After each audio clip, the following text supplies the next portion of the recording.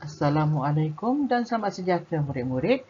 Bertemu sekali lagi kita dalam sesi PDPR Bahasa Melayu Tingkatan 4 untuk sesi yang kedua. Cikgu harap kamu telah pun bersedia untuk mengikuti PDPR pada hari ini. Jika sebelum ini kamu telah pun diajar tentang teknik menganalisis soalan karangan, maka pada hari ini cikgu teruskan lagi kemahiran menulis, iaitu kali ini kita akan belajar bagaimana hendak menulis perenggan pendahuluan. Jika dalam teknik menganalisis soalan, cikgu telah memperkenalkan teknik TKKF, maka untuk menulis pendahuluan, cikgu perkenalkan satu lagi teknik, iaitu teknik TICK. Murid-murid, apakah itu teknik TICK? TICK ini merupakan singkatan, iaitu T untuk tema. Tema iaitu bermaksud tema soalan, iaitu ayat yang dapat menjelaskan tentang tema soalan.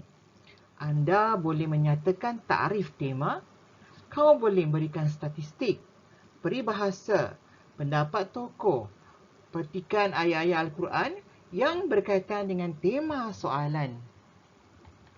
I pula ialah isu semasa, iaitu ayat yang dapat menggambarkan isu semasa berkaitan tema soalan. Anda boleh menyalin semula ayat rangsangan tentang tema pada soalan jika sesuai. C pula ialah contoh, iaitu ayat-ayat contoh yang berkaitan dengan tema soalan. Dan akhir sekali, K ialah kendak soalan, iaitu ayat tentang kendak soalan. Kendak soalan ini telah pun kamu pelajari semasa belajar tentang cara menganalisis soalan.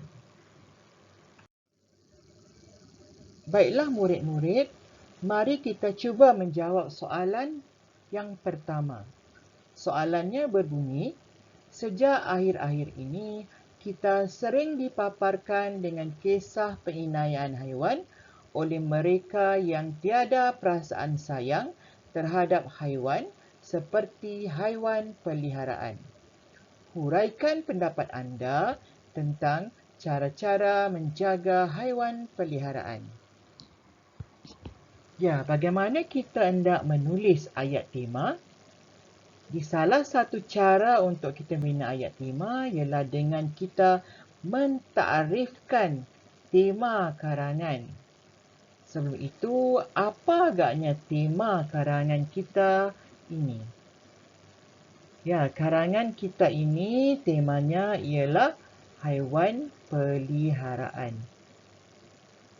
Jadi murid-murid boleh mentakrifkan apakah itu haiwan peliharaan. Contoh ayat ataupun takrif yang boleh kita berikan ialah haiwan peliharaan lazimnya ialah binatang jinak yang boleh kita pelihara di rumah kita. Seterusnya, bagaimana untuk membina ayat isu semasa? Seperti yang telah cikgu jelaskan awal tadi, murid-murid boleh sahaja menyalin semula ayat rangsangan tentang tema untuk diletakkan sebagai ayat isu semasa. Itu sejak akhir-akhir ini kita sering dipaparkan dengan kisah penganiayaan haiwan oleh mereka yang tiada perasaan sayang terhadap haiwan seperti haiwan peliharaan. Jadi murid-murid salin sahaja dalam bahagian ayat isu semasa. Seterusnya, mari kita membina ayat contoh. Ayat contoh ialah kita boleh memberikan contoh binatang haiwan peliharaan yang sering dipelihara oleh orang ramai. Contohnya, terdapat pelbagai haiwan peliharaan yang dipelihara oleh orang ramai seperti kucing, anjing, arnab, tikus Belanda dan burung. Ya, seterusnya kita bina pula ayat kendak soalan. kehendak soalan ini terdapat pada arahan soalan, iaitu cara-cara menjaga haiwan peliharaan. Jadi murid-murid tulis sahaja ayat kehendak soalan ini dalam ruangan ayat kehendak soalan. Itu cara-cara menjaga haiwan peliharaan. Baik, dalam ayat ini cikgu telah meletakkan tanda soal kerana ayat kehendak soalan ini nanti cikgu akan jadikan sebagai ayat tanya. Seterusnya murid-murid, bagaimanakah kita hendak membina ayat perenggan pendahuluan berdasarkan poin-poin yang telah kita bina dalam rangka perenggan pendahuluan tadi? Baik, ini contoh perenggan yang lengkap untuk pendahuluan latihan yang pertama. Sudah terang lagi bersulur, haiwan peliharaan lazimnya ialah binatang jinak yang boleh kita pelihara di rumah kita. Sejak akhir-akhir ini, kita sering dipaparkan dengan kisah penganiayaan haiwan oleh mereka yang tiada perasaan sayang terhadap haiwan seperti haiwan peliharaan. Sebagai contoh, terdapat pelbagai haiwan peliharaan yang dipelihara oleh orang ramai seperti kucing, anjing, arnab, tikus Belanda dan burung. Persoalannya, apakah cara-cara menjaga haiwan peliharaan? Ya, inilah contoh perenggan pendahuluan yang telah cikgu masukkan dengan penanda wacana bagi menjadikan ayat-ayat ini ayat-ayat yang gramatis. Kita boleh menggunakan penanda wacana sudah terang lagi bersulur untuk memulakan ayat tema. Seterusnya, untuk isu semasa, kita boleh menggunakan penanda wacana sejak akhir-akhir ini, iaitu penanda untuk masa. Seterusnya, untuk contoh, kita boleh gunakan penanda wacana sebagai contoh. Dan bagi membina ayat kehendak soalan, cikgu menggunakan penanda wacana persoalannya apakah. Kerana seperti yang cikgu telah beritahu tadi, cikgu akan jadikan ayat kehendak soalan sebagai ayat tanya. Seterusnya, kita beralih pada soalan yang kedua. Soalan ini berbunyi, amalan membaca merupakan amalan yang banyak mendatangkan kebaikan kepada seseorang. Huraikan kebaikan-kebaikan yang anda peroleh melalui amalan membaca. Jika latihan pertama tadi, kita telah membina ayat tema dengan cara mentarifkan tema, tapi pada kali ini cuba kita membina ayat tema dengan menggunakan peribahasa. Terlebih dahulu, cuba kita kenal pasti apakah tema bagi soalan ini. Ya, tema bagi soalan ini ialah amalan membaca. Mari kita fikirkan apakah peribahasa yang boleh kita kaitkan dengan amalan membaca. Baik murid-murid, salah satu peribahasa yang dapat kita kaitkan dengan amalan membaca ialah membaca jambatan ilmu. Baik, untuk ayat tema ini kita boleh tulis begini. Peribahasa membaca jambatan ilmu menggambarkan kebaikan amalan membaca untuk memperoleh pelbagai ilmu pengetahuan. Seterusnya, mari kita membina ayat untuk isu semasa. Okey murid-murid, selain daripada kita mengambil ayat rangsangan dalam soalan untuk dijadikan sebagai ayat isu semasa, kita juga boleh membina ayat kita sendiri. Contohnya seperti ini. Kerajaan melaksanakan kempen membaca demi menggalakkan masyarakat Malaysia membudayakan amalan membaca sebagai rutin harian. Baik, contoh ya. Yang kita tahu, kita membaca pelbagai bahan bacaan. Jadi, lebih mudah kalau kita jadikan contoh bahan-bahan bacaan ini sebagai ayat contoh kita. Contohnya, terdapat pelbagai bahan bacaan yang boleh dibaca oleh orang ramai seperti surat khabar, majalah dan novel. Seterusnya, kita hendak menulis ayat kehendak soalan. Seperti biasa, kita kenal pasti apakah arahan soalan. Arahan soalan ialah kebaikan-kebaikan yang anda peroleh melalui amalan membaca. Baik murid-murid, dalam soalan terdapat perkataan kata ganti nama diri anda. Jadi, apabila kau menjawab soalan yang menggunakan kata ganti nama diri anda, anda perlu tukarkan kata ganti nama diri ini kepada saya.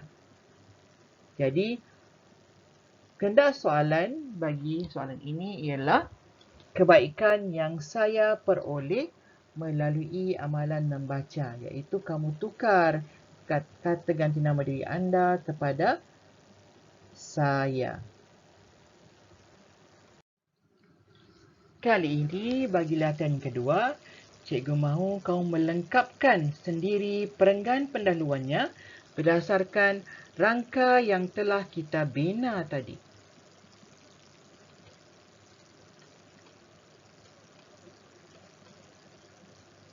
Cikgu telah pun meletakkan tanda wacana, jadi sila murid-murid lengkapkan dengan ayat-ayat yang telah kita bina dalam rangka karangan tadi.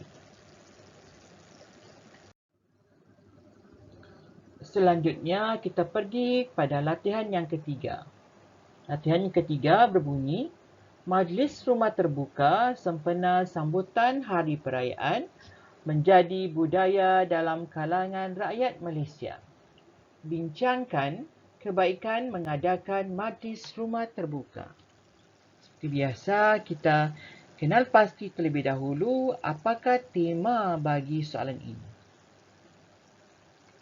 Ya, tema bagi soalan ini ialah Majlis Rumah Terbuka. Kali ini, cikgu hendak mengajar kamu cara membina ayat tema berdasarkan pendapat tokoh. Jadi, kita akan menggunakan pendapat tokoh tentang Majlis Rumah Terbuka.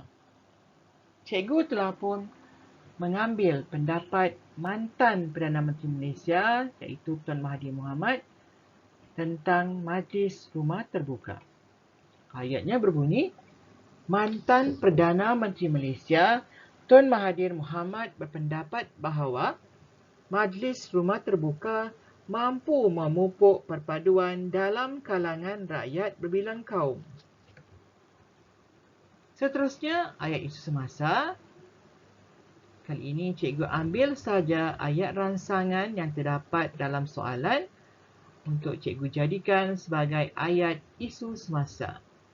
Iaitu Majlis Rumah Terbuka sempena sambutan Hari Perayaan menjadi budaya dalam kalangan rakyat Malaysia.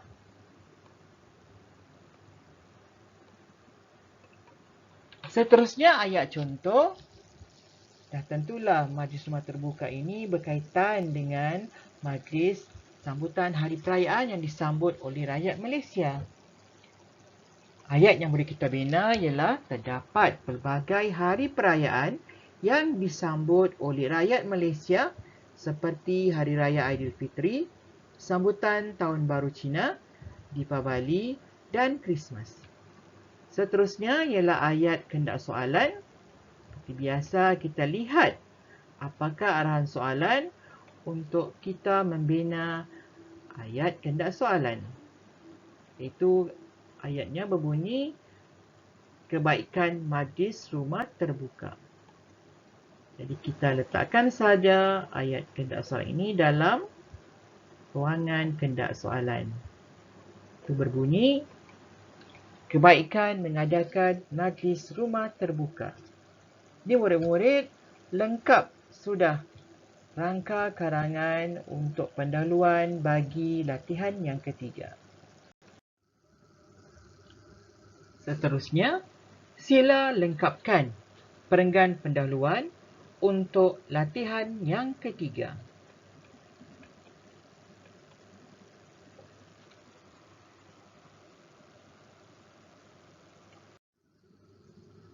Murid-murid, cikgu telah pun memberikan 3 latihan bimbingan.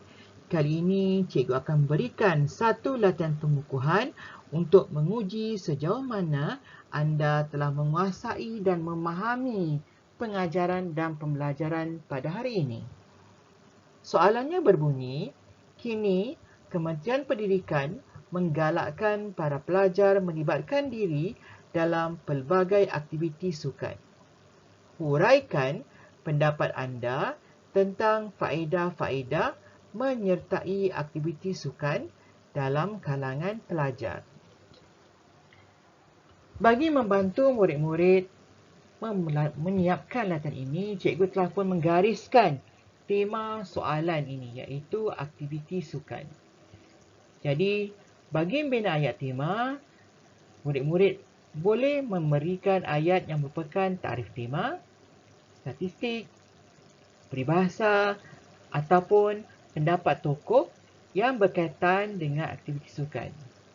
Seterusnya, lengkapkanlah ayat isu semasa, contoh yang sesuai dengan aktiviti sukan dan seterusnya kehendak soalan. Setelah anda melengkapkan rangka perenggan pendahuluan itu tadi, seperti biasa, murid-murid lengkapkanlah perenggan pendahuluan ini dengan penada wacana yang betul ya murid-murid. Nampaknya sampai di sini saja PDPR kita pada kali ini. Jika murid-murid ada sebarang pertanyaan, cikgu harap kamu hubungilah guru-guru mata pelajaran masing-masing. Akhir kata, cikgu ucapkan selamat belajar.